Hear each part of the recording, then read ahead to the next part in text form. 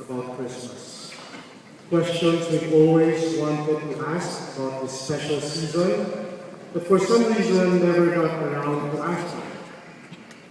When you think about it, there are, after all, some unsolved mysteries, some unanswered questions about Christmas.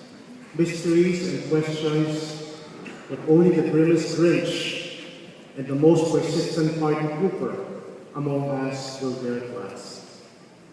But who's afraid of the Grinch, right? So tonight, Christmas Eve, let's tackle the top 3 questions from Christmas haters and meet these questions head on and try to answer them without fear or apology. Question number 1. When exactly is Christmas Day anyway? Was Jesus really born on the 25th of December? We're actually not sure which exact day Jesus was born. No one really bothered to record it. According to Jewish tradition, Jesus was born at the beginning of Hanukkah, an 8-day Jewish holiday. That would make it exactly 1 month earlier, the 25th of November. Most Eastern Orthodox churches, on the other hand, celebrate Christmas on the 7th of January. So you see, there's really no consensus about the exact historical date of Christmas. Christmas was first celebrated on the 25th of December in the 5th century, probably because it was the winter solstice, and the Romans used to party a lot that day to celebrate the passing of the shortest day of winter and the return of more sunshine. So by celebrating Christmas Day on the 25th of December, we are claiming that light that has returned to our world because the Son of God has become one of us. Now the Christmas haters among us can't handle all these conflicting dates. For them, just because this mystery can't be resolved once and for all, they will deny that Christmas happened at all. But Christmas lovers, on the other hand, will say, who cares? In celebrating Christmas, what really matters is not the moment of Christmas, but the meaning of Christmas. The more important question is not when are we celebrating Christmas, but what are we celebrating at Christmas? Question number 2. Can Santa really deliver all those gifts to all the children in the world in a single night?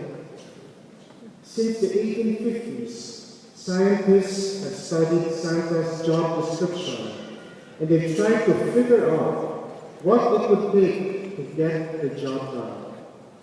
Here are some things to consider. Today, there are 2.1 billion children scattered all over the world. And all Christmas presents must be dispatched on Christmas Eve the traditional way. Signed by Santa, sealed in stocking, and delivered down the chimney. After a bunch of investigation and calculations, scientists and mathematicians have come up with 3 non-negotiable job requirements. First, well actually 2. First, for the world's 2.1 billion children, Santa's sleigh will need to carry 400,000 tons of gifts. Now, I don't know if you know this, but the average reindeer is capable of holding only 150 kilograms. So Santa would need 360,000 reindeer to pull his sleigh. Can you imagine singing that Christmas carol that names all 360,000 reindeer? Secondly, if there are 2.1 billion children in the entire world, and if we assume an average of 2.5 children per house, Santa will need to make 842 million stops tonight to deliver all his orders. This means he will have to cover 218 million miles every thousandth of a second to squeeze down the chimney, fill up the stockings, and get his sleigh airborne again. That's an average of 1,280 miles per second. Now, any old Grinch would say that clearly these two things are just impossible to have. And for this reason, the conclusion is quite clear. Santa will never get the job done. As you can see, when Christmas haters can't completely understand something, they just try to explain it away. But Christmas lovers will say, just because you can't explain something doesn't mean it can't be done. Besides, what matters at Christmas is not the receiving of gifts, but the giving. Christmas, after all, is a celebration of God's generosity. And so while we wait for Santa tonight, let the waiting summon the Santa in each one of us and get us into the Christmas spirit of giving. Third and last Christmas hater question. If God really wanted to become human to save us, why pick a time and place like Palestine in 4 BC? And while we're at it, why choose Mary and Joseph of all the possible people in the world to be his human parents? It's a valid question.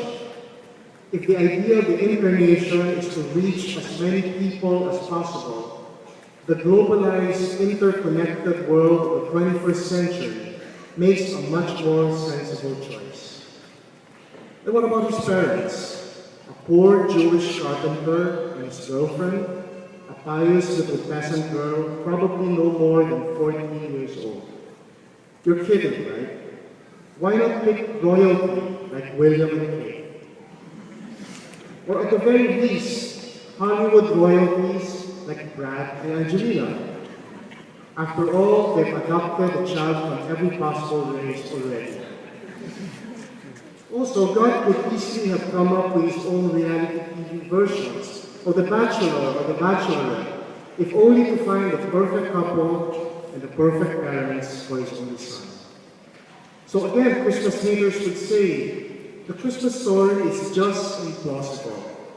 That's not how an all-powerful, all-wise God is supposed to act. But Christmas lovers and God lovers know that the truth is that's exactly how God would act.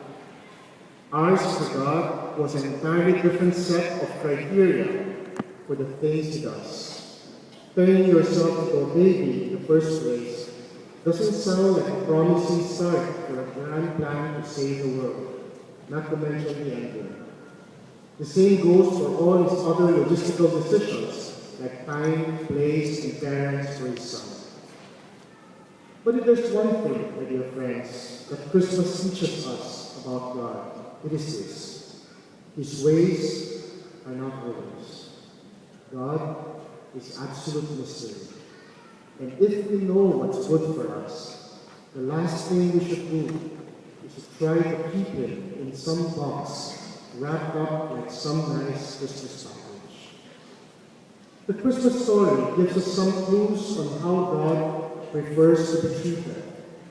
At the same time, it tells us why out of the millions of possible candidates in the entire history of the human race, present company included, why God picked Mary and Joseph to be the parents of Jesus.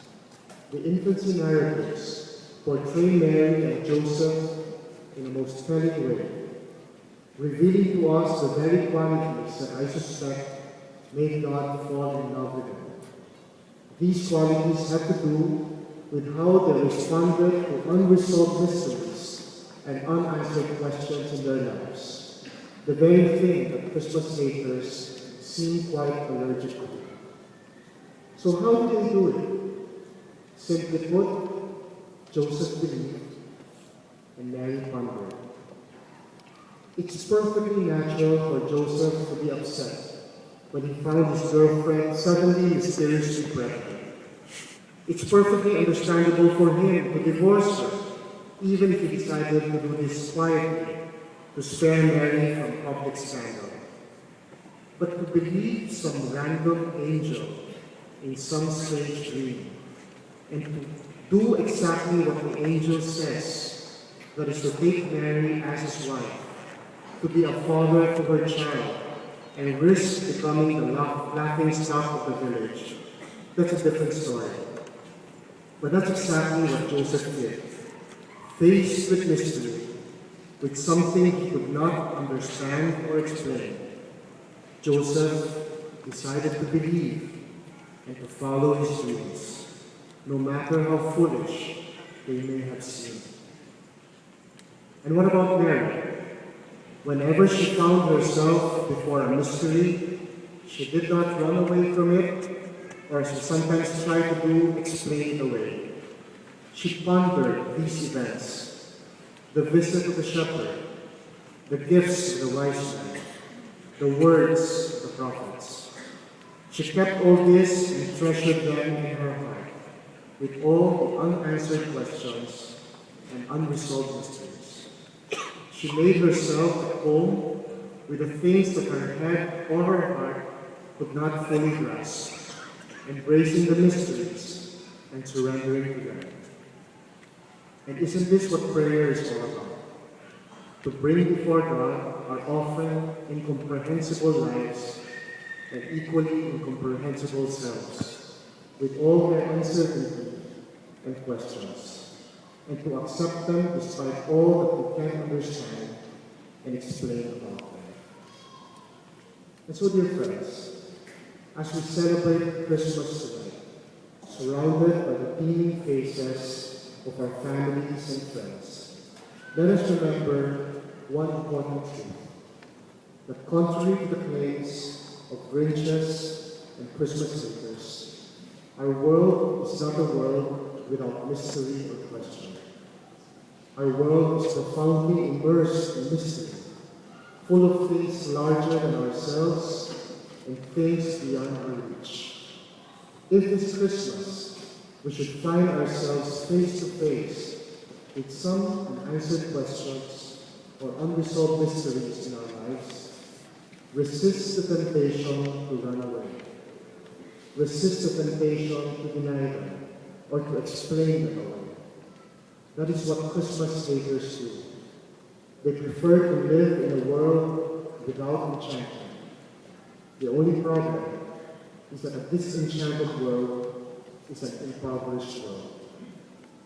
Today more than ever, we know that there are many more mysteries and questions that remain unresolved and unanswered in this universe of ours.